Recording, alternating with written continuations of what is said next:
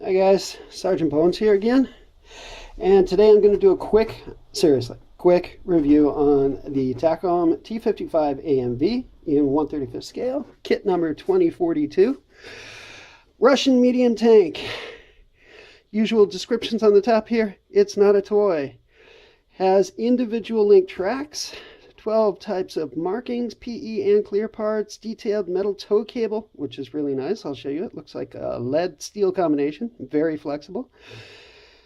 Detailed static display plastic model, as if we expected anything else. Detailed external fuel lines included. Detailed rubber and gun mantless dust cover.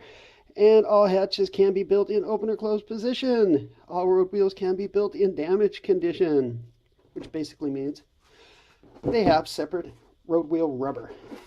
Side of the box shows a couple of the typical picture possibilities. You have a Russian Army paint job. You have Syrian Army and Syrian Civil War 2014. Oops, sorry. You've got the box art again. The lovely Takom sprue map. Oh, I just discovered I might be missing something. I'll have to look at that.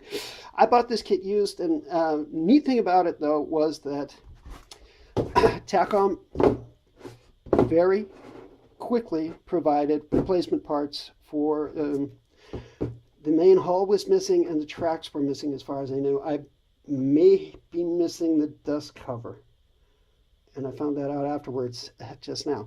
Nonetheless, majority of the kit is here.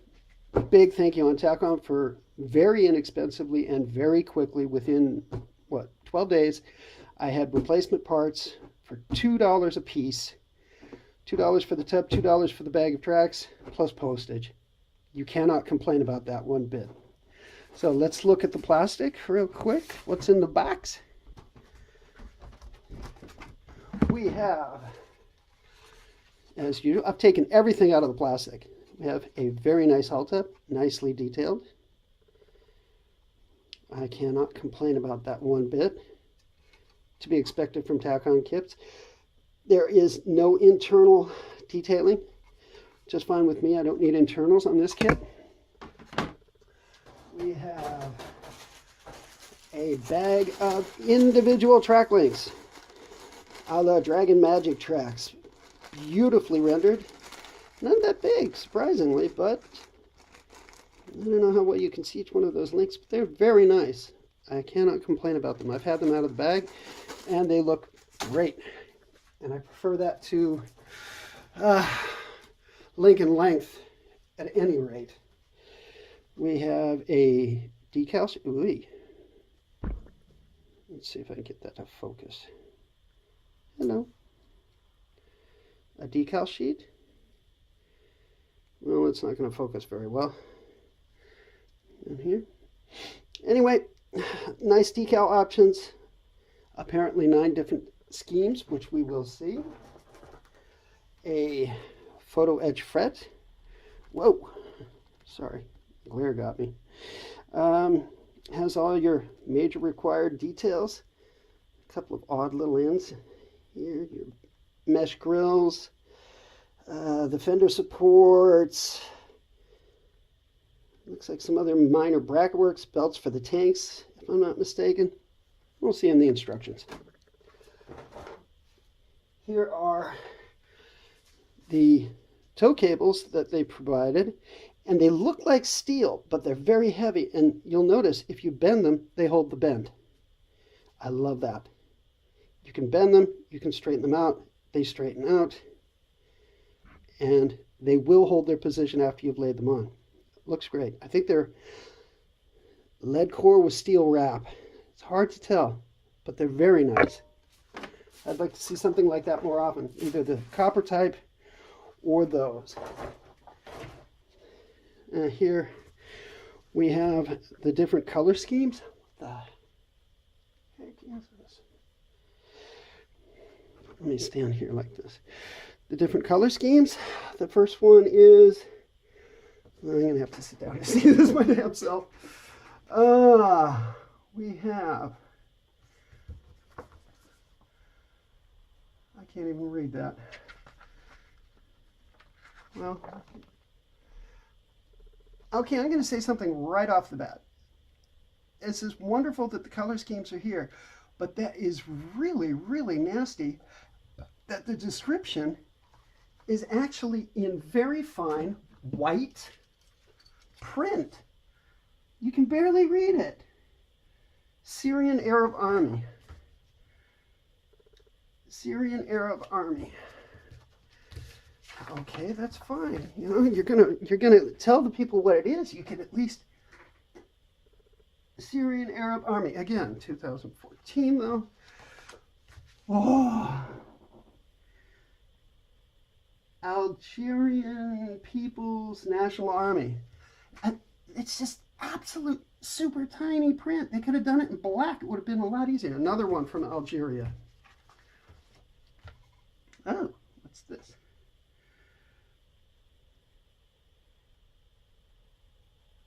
AMISOM Forces 2014, African Union Mission in Somalia. Okay. Uganda People's Republic. That's unusual. Russian Army. Russian Army. Syrian Arab Army. Again. What's this? Syrian Arab Army. Syrian Arab Army. Well, a lot of Syrians. Nonetheless, it's nice to have a good series of possible paint jobs and appropriate markings.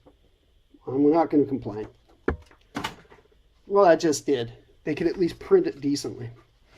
Instruction book, unimportant in so much as to its standard layout. You got your typical parts map, the standard building procedures. Start with the lower hull, add bits and pieces. Here you can see the road wheels have separate rubber, every one of the road wheels, which I like. I like that. Simple construction. Top hull goes together, top hull goes on top, and then you start adding all the bits and pieces.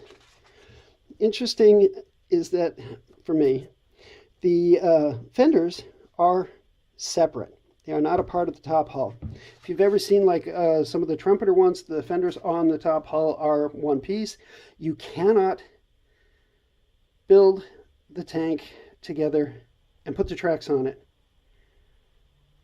until you have already painted the tracks and everything's ready for it. You can't like easily test fit it and then take the tracks back off. This makes it very easy to be able to do that after you set the tracks, just like by dragging kits. Then your fenders, all the attachments, all the different hoses, which I find really not excuse me, which I find really nice. All your possibilities, brackets for the fuel drums. The fuel drums, nice that they have solid end caps. You won't have too much trouble sending out that seam in the middle there, but at least there's not one big seam in the middle of a flat recessed area. Here for the two different types of turrets, with or without machine gun, depending on the variant that you build. Relatively easy construction. Okay, this is where it gets a little complicated. Mounting all of these individual ERA blocks. Oh, that's going to be fun. But it adds to the authenticity and the detail. Odd though that you seem to have some on and then some later on, and then sometimes they're on and sometimes they're not on. But at least it shows you how they go. It's starting to get a little cluttered though. Two-piece barrel. Love it or hate it. No big deal. I can work with it. Assembly of the machine gun. The machine gun I'll show you on the sprues is fairly detailed. Otherwise, looks like a standard, straightforward, and very detailed Takom kit. And here's the two different variants on the end, with machine gun, without machine gun. Yay! So, start with, these are just randomly pulled out. Sprue R. Thank you. ERA blocks for the hull, part of the hull itself, some minor detail pieces, all well made. The sprue gates are not too thick on the connection points, especially by these fine pieces. Let's see if we can get this to focus. As you can see, they're fairly thin where they connect the pieces to themselves. And this seems to be an exception, but it doesn't look like it's going to be too hard to clean off. The other side, nice. Ejector pins all on areas where you will not see them, all inside of the backs of the parts. This is a double sprue. These are the fuel tanks, the brackets which hold them, and even the little fuel fittings. This is almost in a class like an automobile kit. Not bad at all. I can't complain about that. Okay, the tow cable ends have their attaching points mounted to them. Interesting. And are half hollow. Shouldn't be too hard to put that in. And then you've got a series of very, very fine little brackets for straps and stuff like that. That's going to be a pain in the butt. But I prefer that to PE.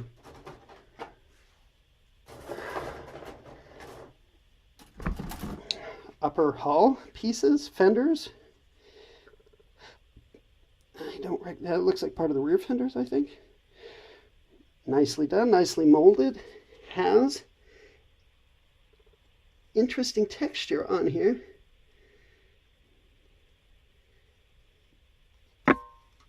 There are optional holes that get drilled out. That's why it's showing through it as a texture on the top.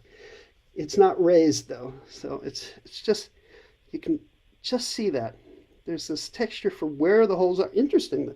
You can actually see from this side which holes you may have to drill. After it's painted, you won't see it. Like I said, it's visible, but it's not raised. A couple of extra odd tracks. Fenders don't seem to have any ejector pin marks. Looks pretty good. Here's all these lovely ERA blocks that go all over the turret, plus all their mounting brackets. Okay, that's going to drive me up the wall.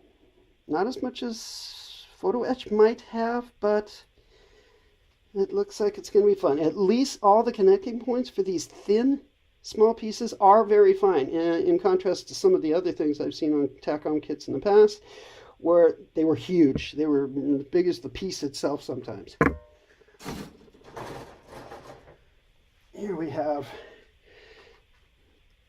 one of the commander's cupolas and the machine gun, the 12.7 I think it is.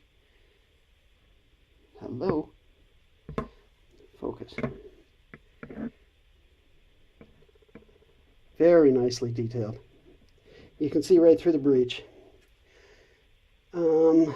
I have not seen if it comes with any ammunition, but otherwise looks good. Nice vague casting texture here on this piece, but it's very, very faint. You'd have to add a little bit with the Mr. Surfacer and something to that if so desired.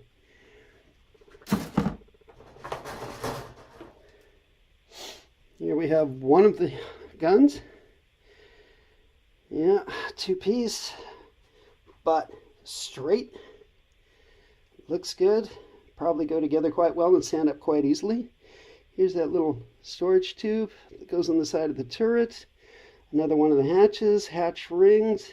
Nice detail on, gotta do it from this side. Nice detail on the bolts, as you can see on the turret and the turret ring there. I don't know if we've got here.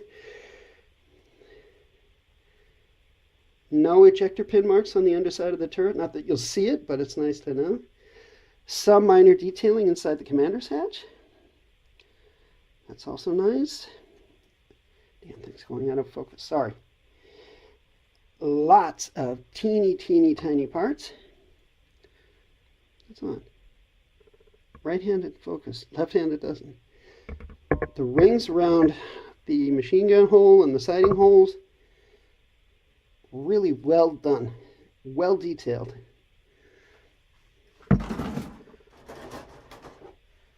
Here we have the side skirts. One piece. Should I complain? Nah. Looks okay. If you really wanted to, the grooves go all the way through on the lower sections, and they look like you could quite easily cut through those with a micro saw and or flex them out and be able to show removed sections of side fenders if you wanted to. And they're nice. This is a nice stiff plastic, but not brittle. It's flexible, as you can see here. It's very easily flexed without being soft.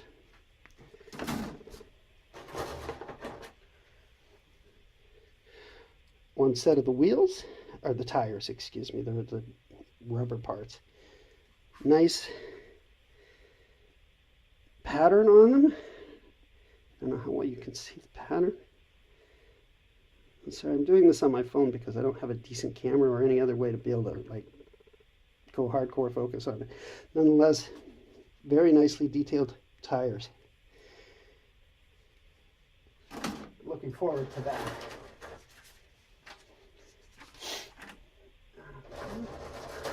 Here we have one of the other guns with the thermal shroud. And it's got some very nice detailing on it. A little bit of flash. You can see right there on the edge. Oh, excuse me, that's not flash. That's part of that. Ooh, that's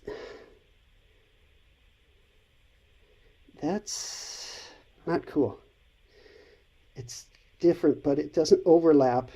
I was hoping that might have overlapped on the seam, but it's part of the gun itself. It apparently does not overlap onto the other half. It's just barely visible on one side and not on the other. I'm going to have to look at that closer if I choose to use this gun with the thermal sleeve.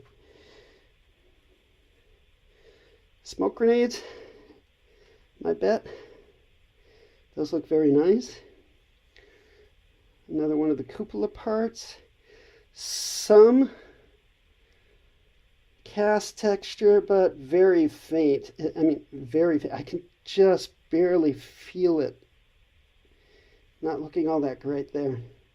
And that's something that anybody can fix by themselves.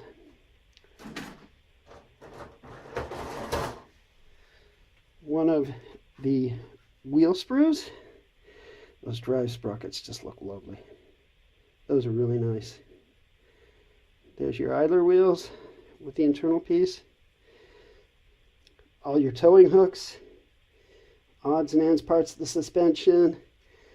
You've got the road wheels themselves, which look gorgeous. And they have hubcaps, which do have bolt detail, but they are very faint. You can just catch them there. They will take a good wash, though. That much is obvious.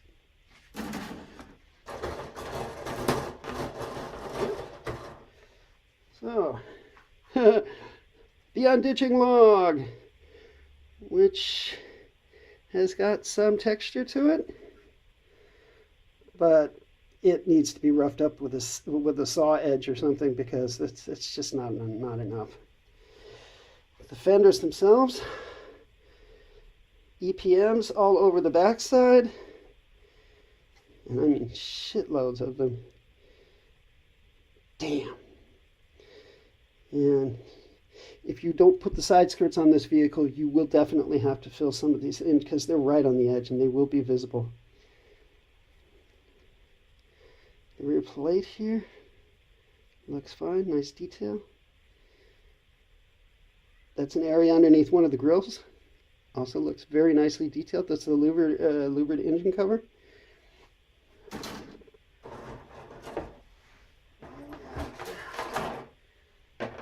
Last but not least, parts of the upper hull and lower hull, the drive sprockets, final drives, whatever you want to call them.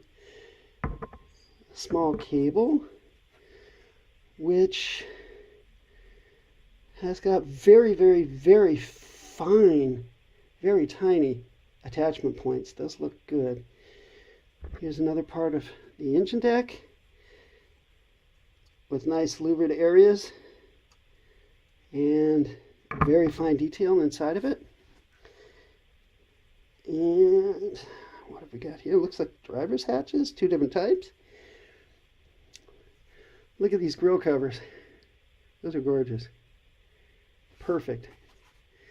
Fuel tanks, partially with the fuel pipes on the sides. Looking good. Different antennas. That one's nice.